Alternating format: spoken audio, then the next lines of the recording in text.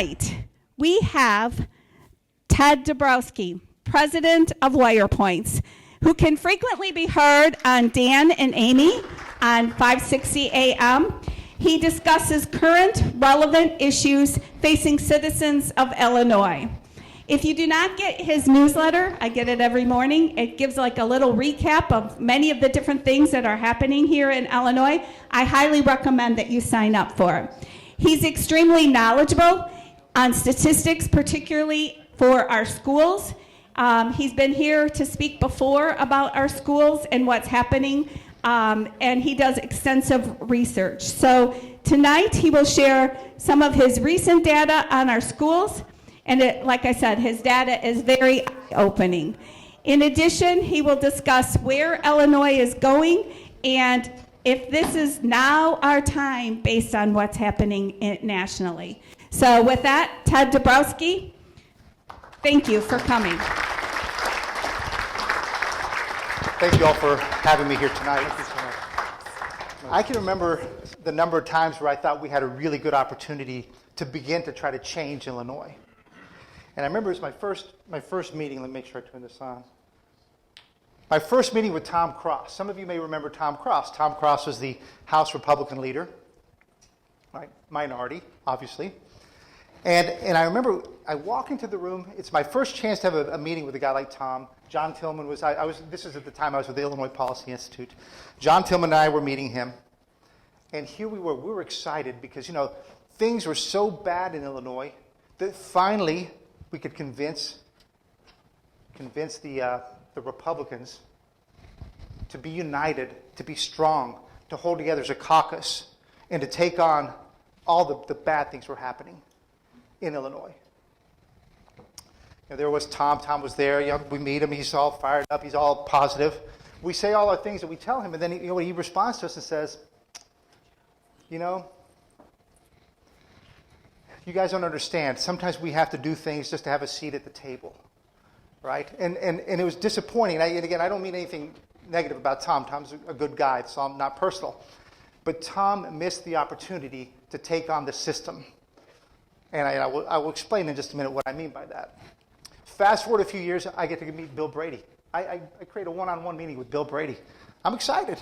You know, I've got my slides. I got all the data. These are all the things that are wrong in Illinois.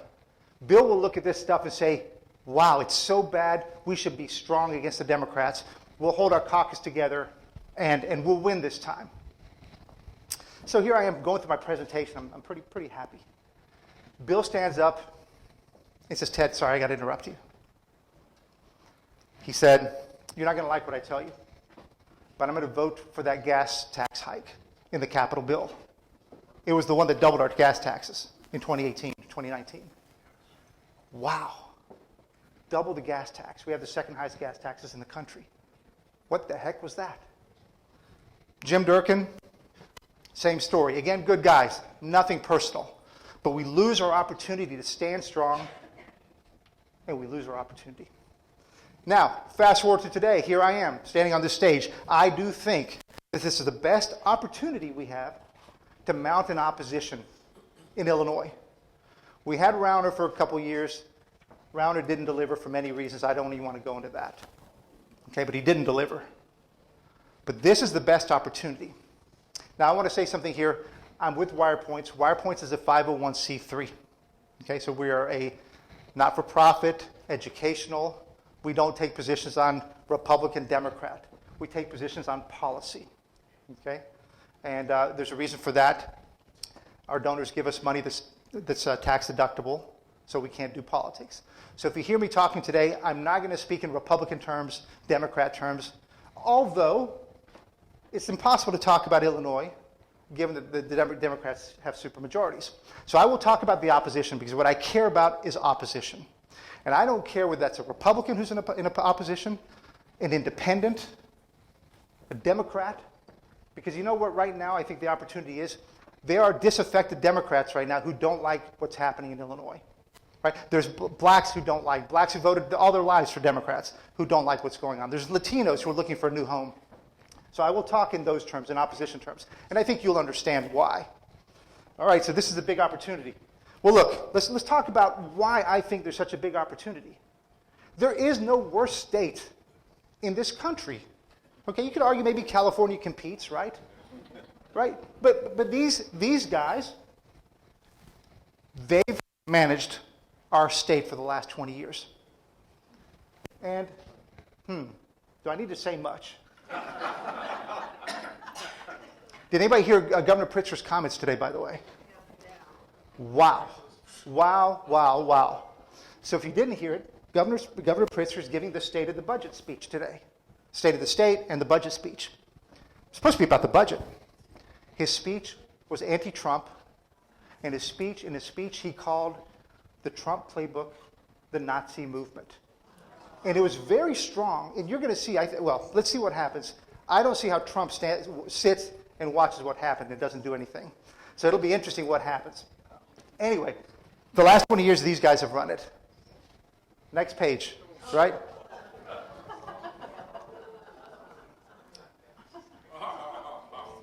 Need I say more? So let's look at where we are. And damn it, if you think about it, if you wanted to have a campaign, all right, so if you wanted to run a candidate, right, and you don't even have to have a party. If you want to run a candidate in Illinois, you have so many great things to run on. Because everything that I showed you those pictures, everything those guys have done has been a massive failure. Not just a failure, a massive failure nationally. Let's look at this, right? So the guys in charge, right? This graphic is over the last 20 years. It's got all 50 states. It's the migration of people. Who's winning the people? Who's losing the people? Illinois has lost 1.6 million net, right? That's taking the ins and the outs over the last 20 years. We've lost 1.6 million people. Can you imagine what that would mean in tax base and in growth and economy? Right? Massive. Now, if you go over there to Florida, they've gained 2.7 million people. So they've taken our people and New York's people. Right? This is an indictment. Now, the question is, how many people know about this? Now, everybody knows it anecdotally. They see what's happening with their neighbors and all that. But we have to make the opposition, we have to make the current leadership wear this data. Okay? Another one, employment growth. We have fewer people employed today than 20 years ago in Illinois. Fewer people employed today. You will hear Pritzker's speech today, and he will talk about how he's growing the economy. No, we have fewer people employed today. Florida, 3.1 million people more. Think about the dynamism and growth that they have in their economy. Shouldn't somebody be held responsible for this? Is the Board of Trade that sure it's going to dent taxes? There's the New York Stock Exchange has been announced. They have like 80 employees. It's a big deal that they're leaving, but it's not like the Chicago Mercantile Exchange, which would be disastrous. Home values. Try to sell your house right now in Illinois and go buy one in Florida. Good luck. Right? We have the worst home value growth of the last 20 years. Just up 14%. Florida, 104% on the other extreme, right? So I'm just giving you the two extremes here. So I'm going to continue on because I know I'm going to get in trouble with and then we'll answer questions at the end. Economic growth. Pritzker bragged about economic growth. In these 20 years, sixth worst economic growth.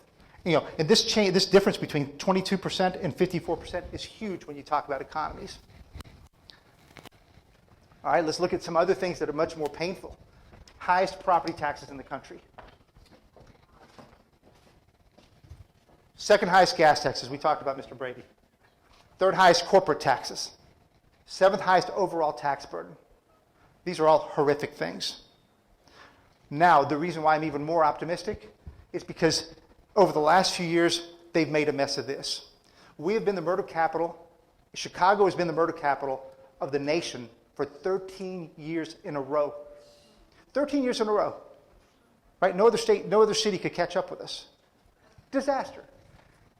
We became the illegal migrant hub, one of them. We have become obsessed with DEI in this state. And you know what that creates? That creates the big opportunity for people looking for change. Okay? So the question is, what's wrong with Illinoisans? You guys get it, right? What's wrong with the rest of Illinoisans? Why haven't I, as Ted at Wirepoints, why haven't we persuaded enough people to say, what the heck, why would you continue to vote for the same thing? Why wouldn't you vote for an opposition, right? That's the challenge. That's the challenge for us, because we should be able to persuade independents, Democrats, wobbly Republicans or non-voting Republicans or non-active Republicans, black, white, Hispanic. What's wrong with us and what's wrong with our message as an opposition? Okay, let's talk about that a little bit. Now, why am I even more optimistic? Because this guy came in. And love Trump or hate him. There's a lot of people that don't like Trump, even in the Republican Party. Okay? But he is opening everything up, right? He is opening all the discussions up, right? 6 months ago, it was hard to wear Trump something in Illinois. You can wear one now. Doge, right? Exposing everything. Exposing everything. Guess what state needs the most exposure? This one. You know, we don't even know where the hell the money goes here. And you know, John Klinger is in the back here. He does all the hard work. You know, we try hard to figure out where the money's going. And it's hard work, but we can only get so far. And then, of course, the traditional media doesn't pick it up, right? They don't report it. They give a free pass. The other big thing, Trump's helping expose all this migrant. Where's the money going, right? Because now we're seeing that we prioritized illegal immigrants over our own citizens, our own taxes, right? And listen, I don't speak about the immigrants lightly. Both of my parents were immigrants. My mom came from Ecuador when she was 19. My father came from Poland when he was a pretty young guy too. So I don't speak about migrants lightly, but you need the rule of law. And you also need transparency. And there's no reason why we should have these sanctuary policies. So, you know, Trump has opened up all these discussions for us. He's made it easier for all of us here to be better warriors. Warriors, right? Yes. And then, of course, he's exposing the DEI, and he's doing a great job of this. You know, maybe I'll talk about it, but you know, I'm in Wilmette. In the 4th grade, they have this book that is so offensive on the transgender side. It's so persuasive. If you're a 4-year-old reading that book, it is so persuasive about why you should maybe be binary, or maybe not even binary. Don't be anything. Right? And it even says you can change your gender every day. It's so well done. It's so persuasive. This is being exposed. So the opportunity is here for us. And whoever was having doubts, and I have this presentation because I meet people all the time who say, just leave Illinois.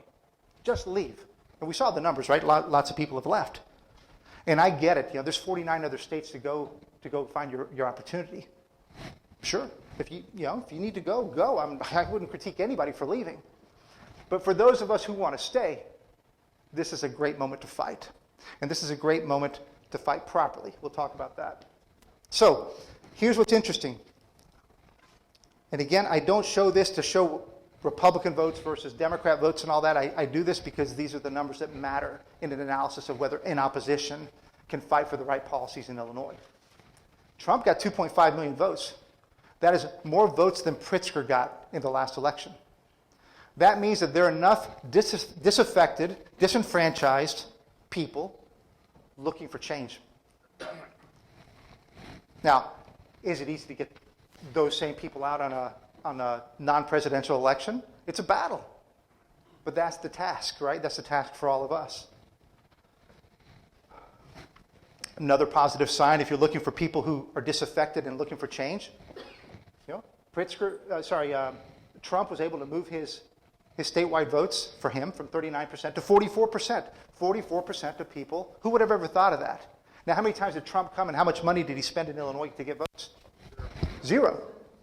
So imagine with a little bit of effort what we can do. Now, people always ask, where's the money? We're going to have to figure out where the money is, yes. But look at Cook suburbs, right? 6% pickup. 6 percentage points pickup. Chicago, 10% pickup, 10% points, yeah. So you can see where some of my optimism comes from. Okay. Let's take, again, I'm not showing you this because it's got GOP votes. I'm showing you disenfranchised Latinos. They want something different. Cicero, right? Largely Latino. 12% in 2016 for Republicans. 2024, 34%. That's something real. That's something to think about. And, figuring out how to get to the Latino vote. This is also interesting.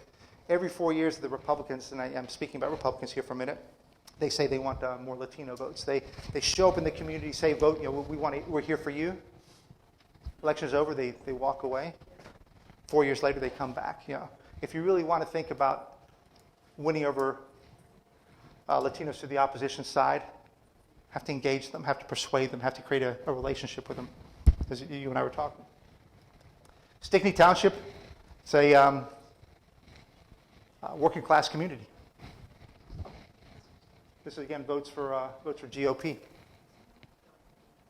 Again, I'm going to just repeat myself. I'm not trying to cover whether Republicans are doing it right or whatever, but what it means is that there's a shift in how people are thinking about Illinois.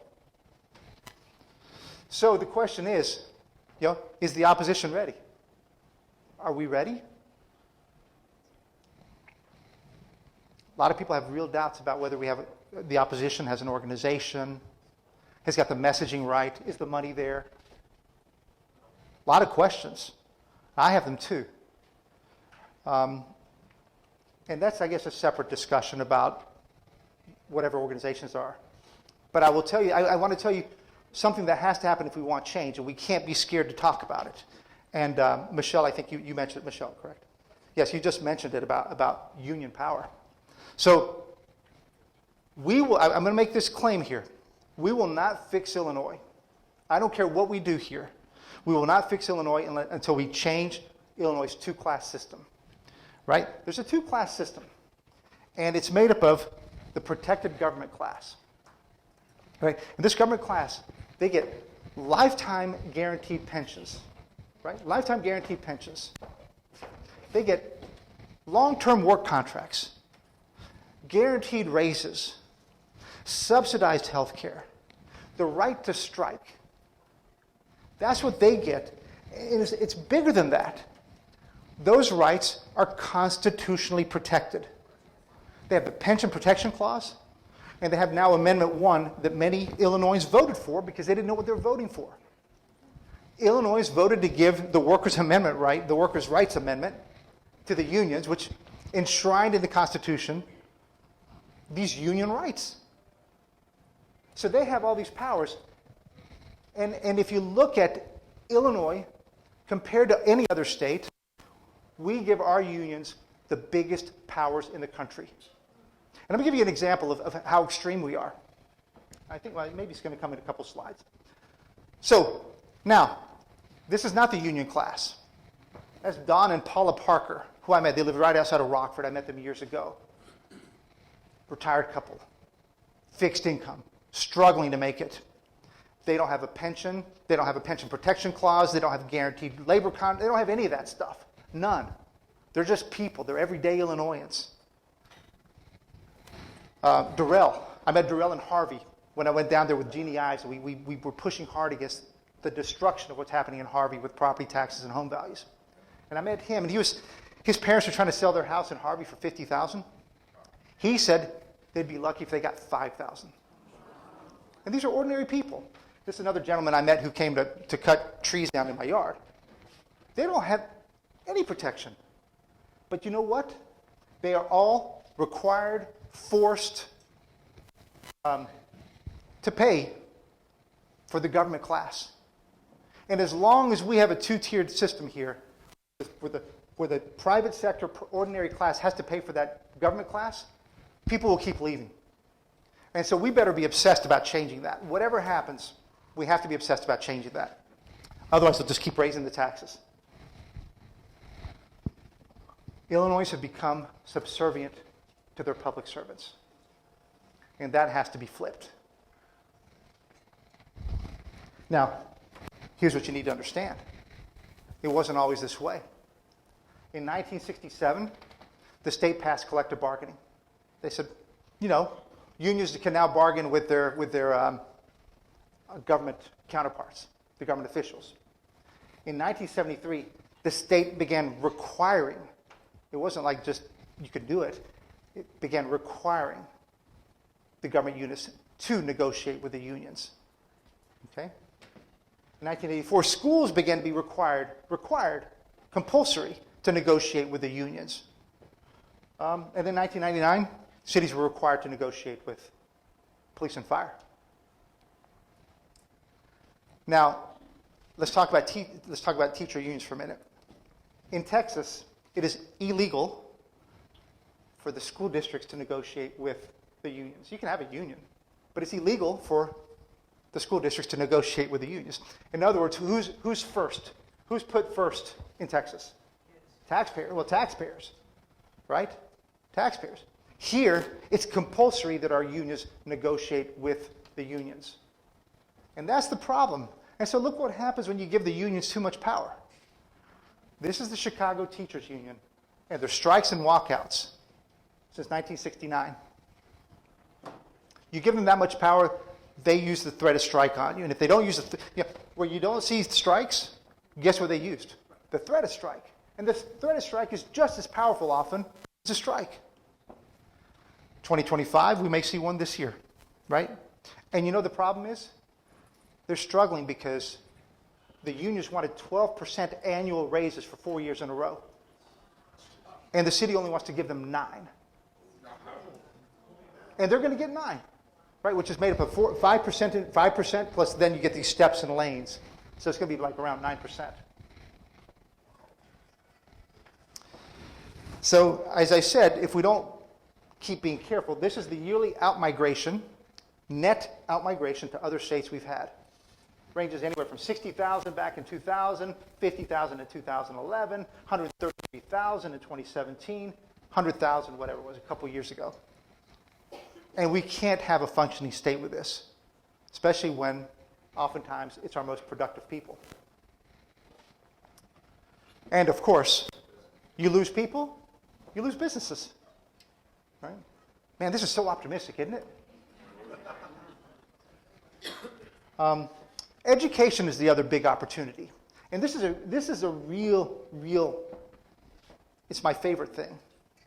Because I don't care what party you are, what color you are, just about everybody wants their kids to be able to read really well and to do math well. So it's a real opportunity for the opposition to engage Latinos and blacks and disenfranchised moms and dads. Sorry, dads. So the NAEP results. Everybody follow what the NAEP is? The National Assessment for Educational Progress. It's a national test, and it provides an apples-to-apples comparison. Governor Pritzker said today that Illinois had the second best, whatever it was, 8th grade reading results. He said, we're doing great. Well, you know, it's not quite a lie. There's some numbers in there that shows it shows us a bit as second. But what he forgot to say is that nobody in the country can read anymore, right? That's one. And two, this is the grade 8 results. 9% of black kids in Illinois can read at grade level.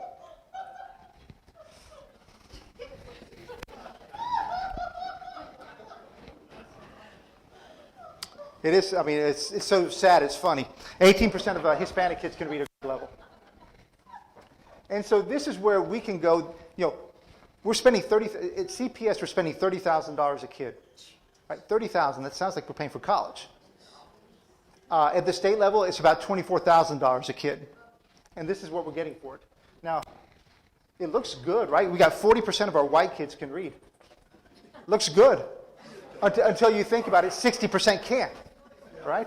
60% can't. So this is a real opportunity from and you know, when I keep saying it's an opportunity, it's a messaging opportunity if we can get the right campaigns, if we can get the right money behind it.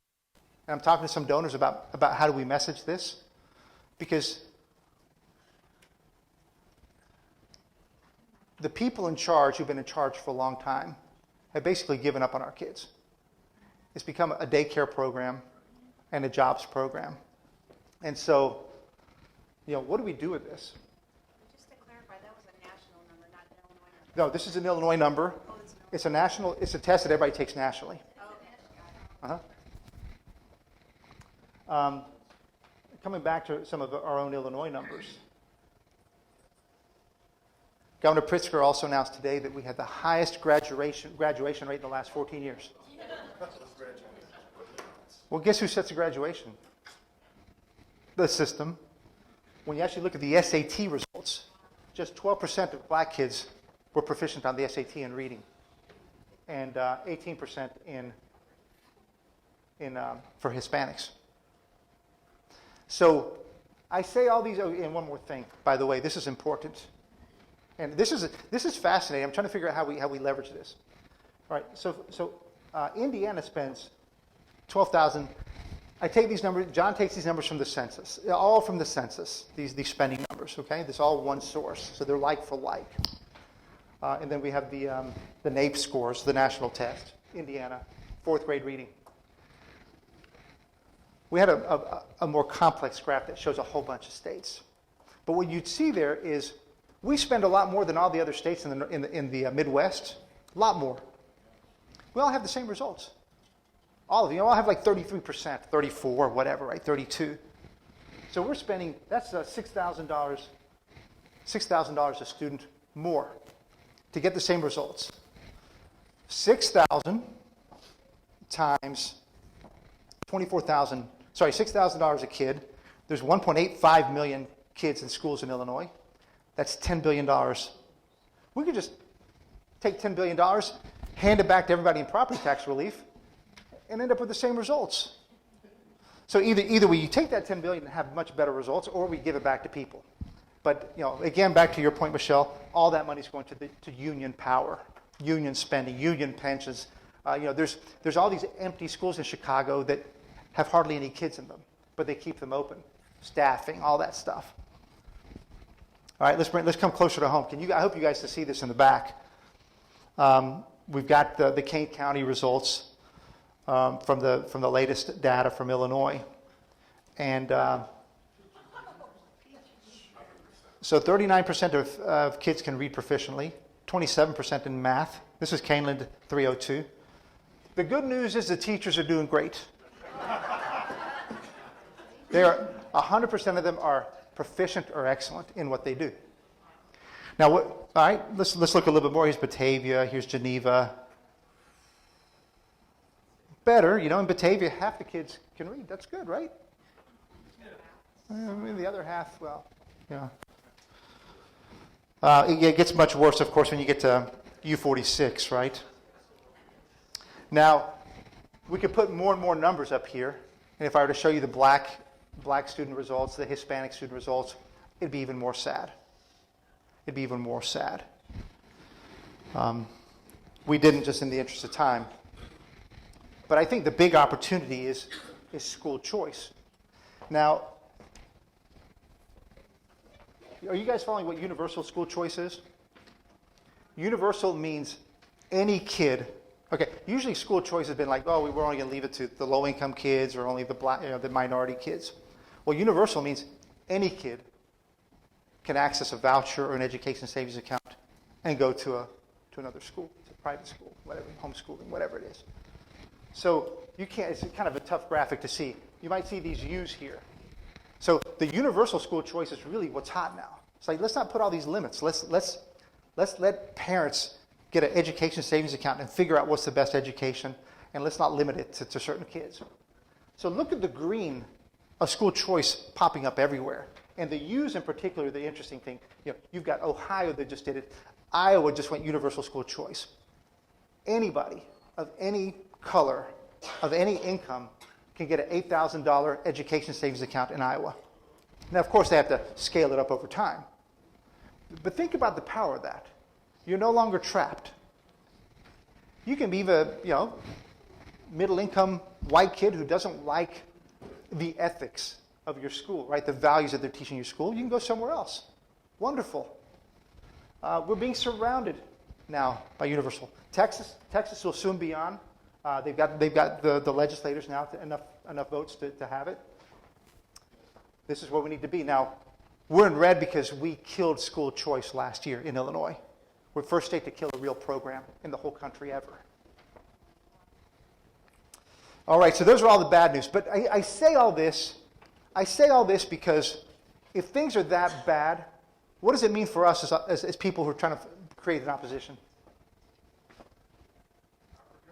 I mean, right, opportunity. Would you rather run against a candidate that's got great job growth, great education outcomes, economy's growing, everything's good? Would you like to run against that candidate? No, because it'd be pretty hard. Well, you might like to, but it'd be a challenge. The candidate we're running against has destroyed our amazing state. This state, I mean, I talk about it. You know, if you were another state, I mean, okay, exclude California, exclude some places that are pretty, you know, from a geographic perspective, pretty awesome. How many states would love to be in the center of the country? Great farmland, access to the lake, great educational systems. You know, the Chicago machine, right? Higher education systems. Yes, thank you. Even then we could talk. You know, a lot of places would gladly trade places with Chicago for what it has, and Illinois for what it has. Right? This is an amazing place, and you know, my parents were both immigrants when they came here, you know, late 50s, early 60s. This place is where everybody from the whole world came to, right? That my parents, you know, literally left their countries to come here to build the American dream. And now it's not that. But I still argue that it can be, because luckily they haven't totally screwed it up yet, right? We still have all those great assets. So that's our opportunity. So, you know, Debbie asked me to talk about Poland. I was in Poland for 9 years before I came. And some of you may have heard me talk about Poland. I love talking about Poland. First of all, my dad was, you know, as I mentioned, was from there. He was a tough guy. He was a 14-year-old messenger in Warsaw. Too young to be a soldier, but was in the thick of things. And he got shot 3 times. He got shot in the shin, almost lost his leg. A little piece of his ear was missing, and he got shot in the armpit. And he was a tough SOB. And now, I grew up in South Georgia for most. You know, I was born in Chicago, left when I was young, ended up in Georgia, in the state of Georgia. And I was growing up, first-generation kid in the South. I had these 2 foreign parents. I couldn't figure out anything because they were so different from the Southerners. And I used to tell my dad just to be normal. And he'd look at me and say, hey, you have no idea what you're talking about. Because I didn't. I didn't understand what he had to go through. Well, fast forward, how many years? Whatever, 20, 30 years. I get this chance to go work in Warsaw. I get this phone call. I was at Citibank in Mexico. I'd been there for 6 years. And I get a phone call and say, would you like to come work in Poland? And I'm like, my dad had just passed away like 2 or 3 years before. I said, hell yeah, I want to go to Poland. So I go to Poland. I knew nothing other than my dad was Polish. I never had much of a Polish upbringing. And I get there and I see why he was the way he was. Man, he was anti-communist, loved freedom, loved America like I never understood. And he was so passionate about this country. And when I was there, I got to see why. I got there in what was that, 1998. So the wall had been down, the Berlin Wall had been down for a few years. But everybody was still working to make it a better state, a better country. Left, the right, everybody. They're trying to privatize everything, get everything out of the hands of the government. And what was amazing about the story there was 10 years before the wall came down, there's this guy named Lech Walesa. And he and the others created the Solidarity movement. And they smelled that something was rotten, right? They knew the country, that the whole communism would not survive. Whatever you want to call it, communism, socialism, whatever you want to call it, because I get all kinds of arguments about that. And they got organized. And if you think about it, if you think Illinois is bad, think about how bad it was here. There were no individual freedoms, right, or very few. The economy was owned by the government, right? You had no freedom of speech, no freedom of press. And yet they were strong, and they held together. They organized. They didn't lose faith. Yes, many Poles went to Poland. My dad left when he was young. But they organized. And eventually, these guys took over. And if you look at Poland, if you guys haven't studied Poland at all or read about it, there's no country that's grown as much as Poland has since the wall came down. They never had a Great Recession, by the way. They passed the Great Recession. Polls are moving back. The economy's awesome. It's a great place. And it's a great place of freedom. And for me, I get my inspiration from having been there and seen what happened there. For me, I refuse to be. I know that things aren't great in Illinois. I know we have a problem with trying to figure out how to make it come back. But I do believe we can build an opposition and eventually retake it. So with that, I hope I didn't go too long. Wirepoints, this QR code, you can sign up here. It's got my name and phone number. I answer my phone. If you guys ever want to either complain about what we're doing or give us a suggestion. But thank you so much for being here. I hope you guys are, I don't mean to be depressing on the stats, but the stats should fire you up. And I hope you're optimistic about really engaging and doing the things that you guys do with your clubs. Thank you so much.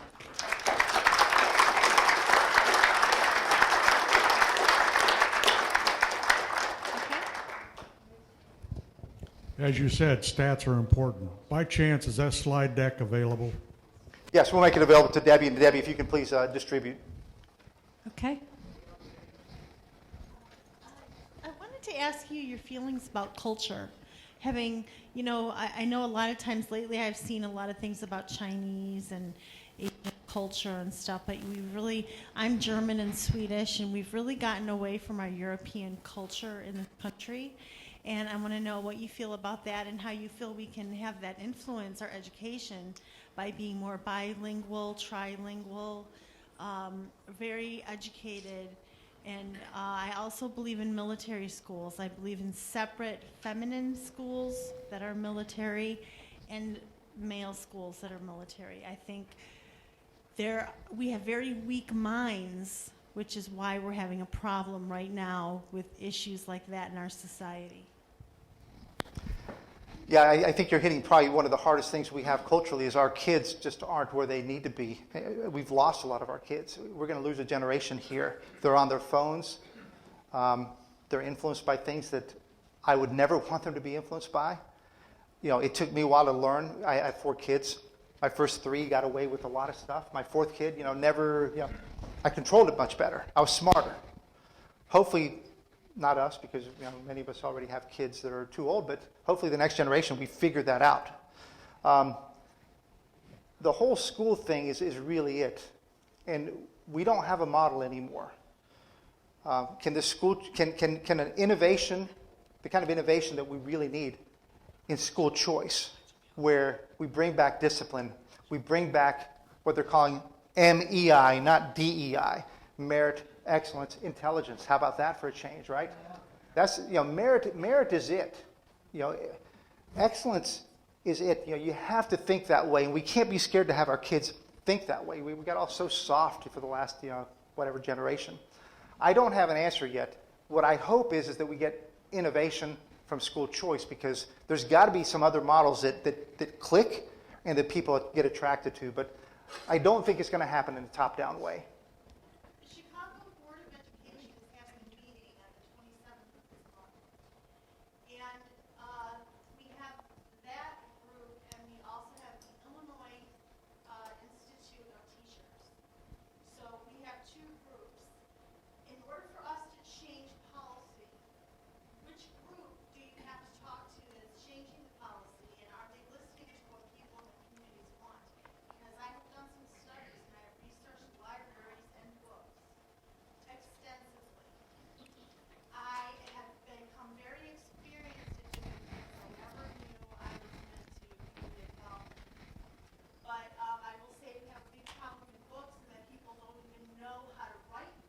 Right. And we're getting them approved on a national bestseller list. And that is the problem in this country, is we are not communicating effectively about our issues on the news. And that's a problem. And how do you feel about that? I feel badly. No, it comes back to innovation. It's hard for me to think about. I don't like national programs, because something national, and we've seen it, right? Something bad national spreads everywhere. Everything is bad. What we need is, again, states' rights. We need education at the local level. The homeschooling is so important because many parents are actually taking control of their kids. I don't have an answer for you other than just keep it out of the hands of the federal government. Okay. Ted, it was a great presentation. Thank you so much. I wanted to point out a highlight as the land of Lincoln. And one thing is so interesting whenever there's like Money Magazine or Parent Magazine of trends of where people move. And Chicago is so unique because we have a built-in infrastructure, thanks to Daniel Burnham, so that you can live wherever and have an accessibility, which is going to come with a growing age population key. And that is what makes us so great in the land of Lincoln. And so I think, to your point of Wirepoints, something that we should not overlook and is undervalued. Right. Wait. Okay.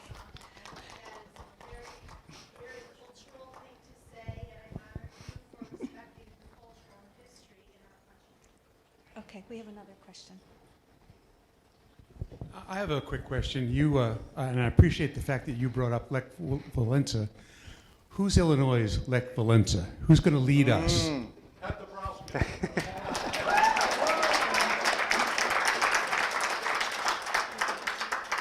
Everybody's looking. I'm having a lot of discussions. Everybody's looking for leadership at all kinds of levels, and it's got to be a lot of people that rise up, and maybe we just don't know who those people are yet, right? And this is why I love that this room is full here. We don't always get good full rooms, but people are going to rise up because they're going to feel the stuff we're talking about. The whole Doge thing is mind-opening for people. So I think we can attract a lot of people.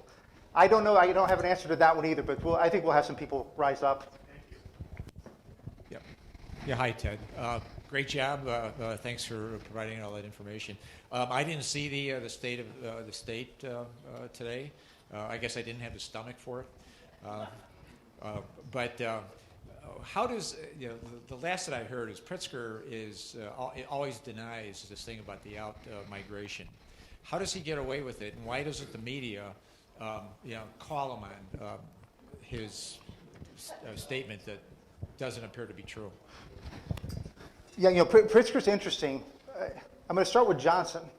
Johnson's done such a bad job that he's become the punching bag for anybody. It's what's really neat, and this is a sad thing, but it's a good thing that the mainstream media has no problem hitting Johnson now, and it's for obvious reasons. He's everything he says is a mess.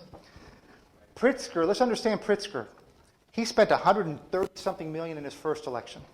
He spent 130-something million on his next election. He spent 25 million on Bailey's election. He spent 50 million on the progressive tax movement. He spent, what was that? Over $300 million.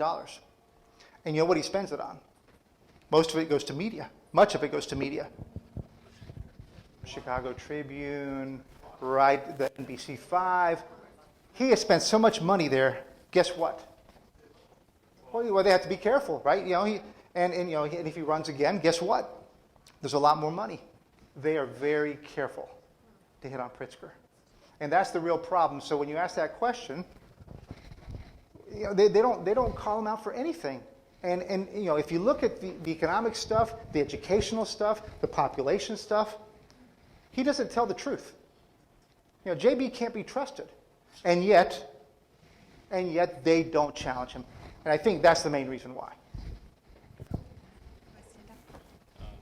Either way. Over here. Oh. How you doing?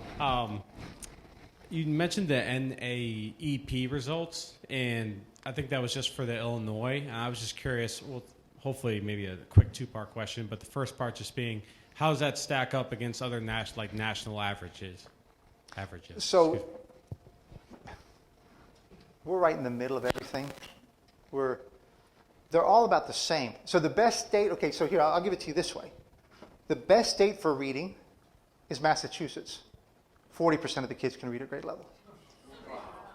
So from there, it's all the same. So what John and I spend a lot of time is, if they're all the same, who's spending all the money, right? And that's where Illinois stands out. But there's a few states that are worse, obviously, but no, it's helpful. It's all bad. No, thank you. And may I? Sorry. I look a lot at the minorities because there's so much of this equity movement, right? This obsession with equity and progressivism, and so I look at how well the blacks are doing. Milwaukee, blacks, 4%. Atlanta, 10. We got the whole list. They can't read anywhere, right? So it's all bad. Yeah, so we're overspending to not be able to read. Right. Yeah. Yeah, right. So I guess my question, what hit home with me was like, so I have a 2 and a 4-year-old at home, and I was curious if you could make somewhat of a case to, because I'm on the fence. Do I want to say Illinois? What's the advantage to me and my children? Looking at my property taxes and how much I have to spend to live in this state, raising 2 young girls. Why? What if you could make a case for? I get the fact to stay and fight, in Illinois, but I look at Chicago and like these policies and these terrible decisions aren't new, so I don't see change happening. What's your case to stay? Well, one of the reasons. Okay, I'll say it like this because it's funny. I hear people, I'm going to leave Illinois because it's better elsewhere. It was only like 2 years ago that Florida was fighting over the what was that, John? They're trying to do the black was CRT, right? So whatever, they're putting the same curriculum in schools. Same thing. If you're not fighting it here, you're going to be fighting it everywhere. It's just a question of how bad the fight is. Now, what's interesting about Illinois, this is ground zero for many things. So if you want to do the fight, this is it right here. But don't think, and you saw Biden was just our president, right? And all his policies 6 months ago, they were the law of the land. So you can escape, but don't think you're escaping. And of course, yes. And to your point, cheaper. So, and that's why a lot of people are making that. That's why I don't criticize anybody for leaving because, right? And I'm not saying you are, but my point is, you're making a good economic decision. Wherever you move, you're one election away from Illinois. Sure. Hi, I'm just curious. I have a question about your NAEP stats. I know that the kids' scores were from their math tests and their, it was the Canelan one. Oh, these? Okay. Yeah, and math tests and things. Who is rating the teachers? Well, if you read it, it is the qualified. John, you may help me. Where's John? What is it? Qualified, the administrators themselves. Right. Or qualified evaluators, whatever that means. Yeah. Qualified evaluators. Right, and they have a process and all that. So here's what's interesting. Question would be, how do they get 100% if they're so low? Because there's also school ratings, and they're also really good. And it has to do with, they don't look at the outright score. They look at like growth in scores. And they can look at growth, they can kind of choose which growth over years, growth compared to other groups. So they find a good growth number, right? So maybe somebody moved from 26% to 27%. Oh, we got 1% more. And they get the scores. So it's a rigged system. Okay, one of the things that I live in Naperville, and they can't spend enough money, and one of the things the teachers are always doing, and what you see in Chicago, they want more and more money, and you say they spend more, we spend more, we get the same, is that no one's making the case that these people vote for everything that makes their cost of living sky high. So they have sky high housing costs, utilities, energy, groceries, everything, and then they're going to the bargaining table saying, "Oh, we need a raise because," well, that's what they vote for that. Nobody's making the case that you guys caused it. We're not giving you a dime more. Right. And I haven't heard anybody make that case. Is that you guys vote for inflation? You voted for Biden. You voted for $4 trillion printed in a rising economy. You vote for all the gas taxes. You vote for every. You could give Brandon Johnson $1 billion. He'd be back in 2 years asking for more. Right. So I want to see someone make the case that these teachers, these Democrats, are the ones that vote for everything that costs more money, and they need to own it. Yeah, well, of course they vote for it because everybody else pays it, right? So it's distributed. So it's a distributed cost, right? They get all the benefit, distributed cost, so they get away with it. Well, it's our fault, right? It's ordinary, everyday people who vote for it, who don't stop it. So, Doug, that's our big challenge. How do we stop it? I'm kind of curious between sort of big changes and small changes. I think of the big change. I'm curious about. It sounds like we really need to rewrite the Illinois Constitution. Basically, I don't know if there's much of a movement afoot to do anything like that.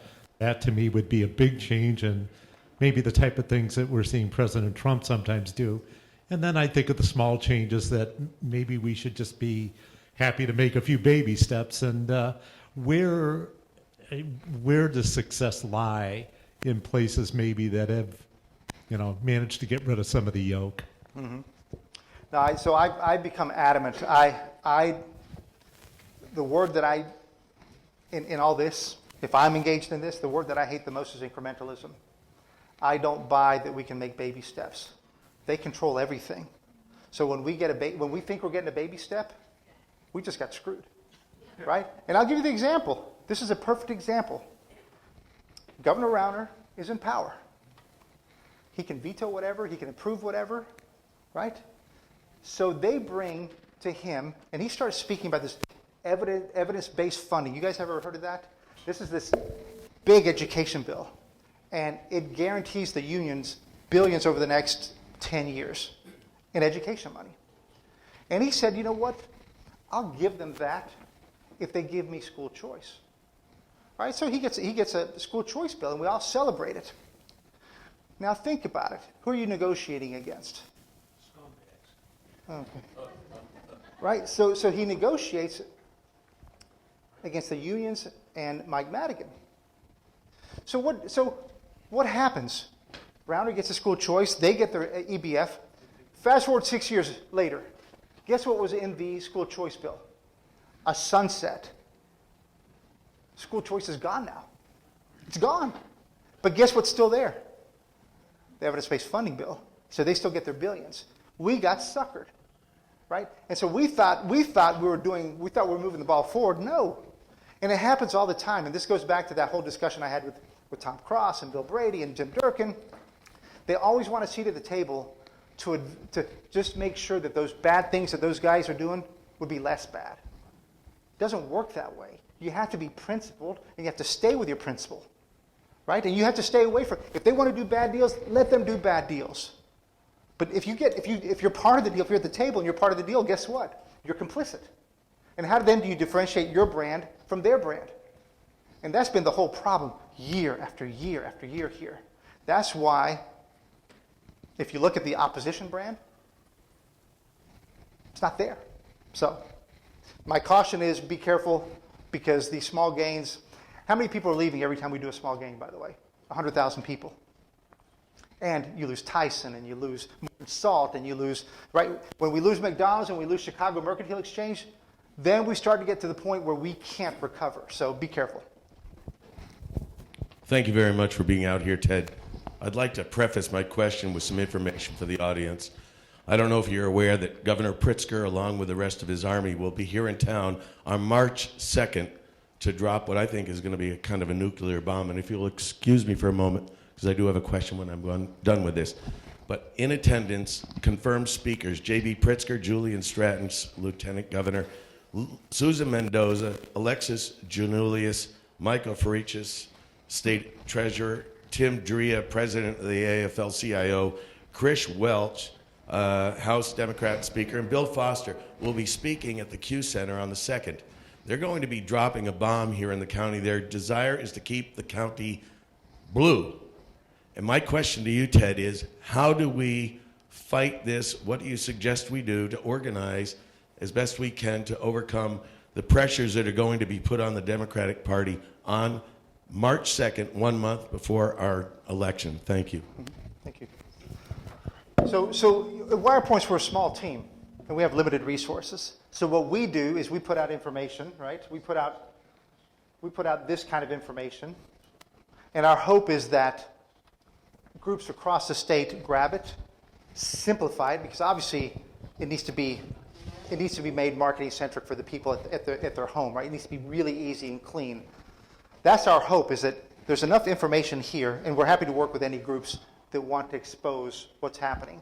But we'll work with anybody, but in the end, it takes the grassroots groups to take this information right? The out-migration. I mean, it's all sitting there. We see what's happening in our cities. Home values, we have all this data. The school results, the crime results, we have tons of information, and it's all negative on the incumbents. And I'm not speaking politically here. I'm speaking about the powers that exist today. It's their results. And so it's incumbent on all of you guys in whatever groups you're in, door knocking, phone calls, social media, get it out there. And the good thing about it is, it's true. You don't even have to make up anything. You don't have to make up any lies. Just tell the truth, and it's damning. The question is, can we be persuasive in how we do it? Right? Local. Make it local. And you guys have all your friends and your colleagues. Just don't call people names. That's my big thing. Right? If I'm trying to persuade somebody, I can't call them names. I try to tell even my wife. Yeah. Ted, when you were here a couple of years ago speaking to us, you had information that was similar to what you have on the screen right now. It broke out in different school districts, what their percentages were for reading efficiency and everything. Then you also had it broken down by school districts and what was happening in individual schools. Do you still have that information available? Absolutely. We can. If you guys need it, I mean, absolutely. Okay, so yeah. You still have it in the folders and everything, so we can get it. And well, we can gather the data, and then we'll figure out how to get it to you. Okay. Just somebody reach out to me on my cell, and then we can help Thanks out. for being here, Ted. Oh, thank you. So by the way, if you go to Wirepoints, we have a little tab, and it's called Kids Can't Read. And we've created a report card for every single school in Illinois. I don't think I can pull it up here. So right at the top, you'll see a little yellow tab, Kids Can't Read, and you can find your district. It's a ready-made report card, and there you go. Hi, Ted. So as we know, during the election that many union rank and file voted for Trump, where the union leaders and everything supported the Democrats. My question is with teachers. I think a lot of times teachers they're still trying to do their jobs well. They care about the kids. I've known some teachers and friends with teachers, but they don't have a lot of control over what they're supposed to be teaching, number one, which is what's leading to these efficiency pathetic scores, because some of the stuff that's going on in schools has not been focused on that enough. And so my question is, why are teachers are becoming indoctrinated in some ways, or why don't they kind of fight back against what they're having to be what they're teaching, and their union doesn't really represent them in that way, right? Absolutely, yeah. How can we change that? How can we get the teachers to be more, great leaders, get their people and input from their people, which obviously they're not doing, because their people are the teachers. Right. So how can we change that? Well, so to be clear, and I want to make 2 points that are very important. I differentiate. There's a big difference between the private sector unions and the public sector unions. And, our issue in Illinois is not the private sector unions. Although, there's always the battle with the unions, but they're not the issue. The issue is the public sector unions because they have all the power here. Number two, teachers. A lot of people think that when I talk about this, Ted, you're a teacher hater. Hell no. I argue that the system is messed up. The system from the top down, from the unions down, from the administrators down, none of them want to fix it. If you guys remember from 2 years ago, if you look at every grade, kids can't read. They just move them along. So there's a problem with the system. Now, that said, people say, teachers aren't the problem, it's the unions. Well, if you look at the support, the teacher support for strikes in Chicago, it's often been 93% of teachers, 92% of teachers, 75% of teachers. What we need to do is break the teachers from the unions. And part of that has to do what kind of reforms can we bring. But the teachers, at some point, have to go on strike against themselves. Yeah, and that's tough. And also, Yeah. When they outlive their pension after 5 years, it's based on the last couple of years of their pay. Right. Mm-hmm. It's not based on the aggregate average. Correct. And so they're jacked up, and they haven't put enough in, or nobody's doing math on the pensions, obviously. Well, they're doing math. It's just the math in their favor. Yeah. It's negative math. Yeah, not for taxpayer math, right? So, I mean, when you're outliving the pensions, and I guess, they just kind of quietly go away, and most of them are just, they feel, I've talked to retired cops who get big pensions. They kind of feel bad about it sometimes. Right. They know. They're stealing money Yeah. No, I think this is the exposure. And at Wirepoints, we do a decent job of it, but we're small. We get the Wall Street Journal to carry our stuff. We get a good exposure nationally, but it's the damn local media that won't join yet. This is the opportunity, I think, with all the Doge stuff going on. People are looking. We'll do our job. We need your help. Back to this local. Expose it. Eventually, maybe we have a chance. I just want to mention, for those of you looking for the information, Devin reminded me that all of the slides are in our videos, and our videos are on our website. So you can see Devin in about a week and a half or 2 weeks, he'll have the video up on our website. So then you can have the opportunity to look as Ted, everything he went through, you'll have that available to you. Hi, Ted. Thank you for being here tonight, and thank you for Wirepoints pouring through the mounds of data to put very presentable and easy to understand information. Thank you. I'd like to know your top few recommendations for those candidates running for school board. We have a lot of folks in the grassroots. They ask a lot of questions. I'm sure they'd like to know what are your top few recommendations. So I think what's really tough in Illinois is that many people go straight to the cultural issues. And they're key. Don't get me wrong. I think we should talk about them.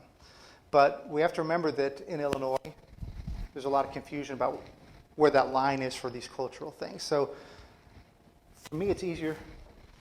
This right here, kids can't read. And that's where I would focus the most in math. And the reason why is because it allows you to say, why are we teaching these other things? Why are we focused on DEI? Right? Let's focus on... Our kids can't be great if they can't read. And so let's get rid of these DEI things. And then I think another thing is bring up this accountability stuff. Because question, you sound reasonable. How do you have 27% and 100%? So you know what? You're raising the problems and showing the problems without being radical because you're using this is the data from the school district. So you're reasonable now. Now, they'll try to paint you as this is not real data, but then you can just, you can go to the Illinois report card, and there it is. So you need to be persuadable. Not too many, I'd argue that too many candidates become too aggressive. In their aggressiveness, they lose people who might be persuadable.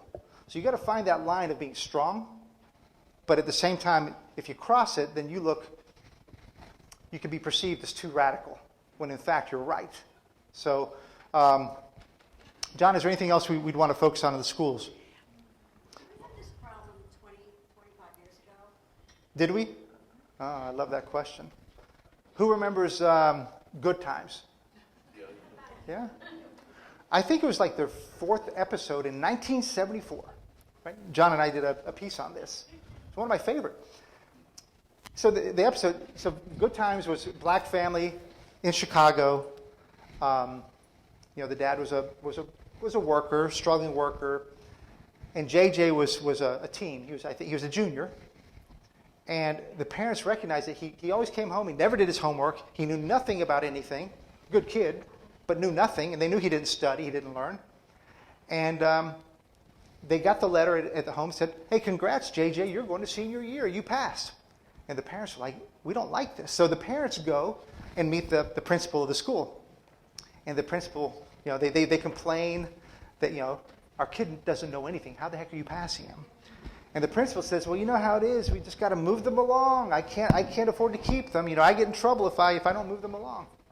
50 years ago, what's the guy's name? Norman Lear. Norman Lear saw what was happening in Chicago public schools, and he wrote the same damn thing that I'm saying today. 50 years, I'm saying the same thing. I sound like I'm doing something really good, but in fact, I'm just copying Norman Lear. So it's that sad. It's that sad. But you have to realize 50% of kids are sick, chronically ill. Yeah. I had most people in this room probably have babies in the 80s. We have one last question back here. So this will be the last question for the night. Thank you very much, Debbie. Ted, many thanks for being here. It's not a question. It's many thanks for the ammunition that grassroots, all of us need to persuade our neighbors. These charts are so valuable. And one of the disciplines that you've always practiced is that you always put on the charts what your sources are.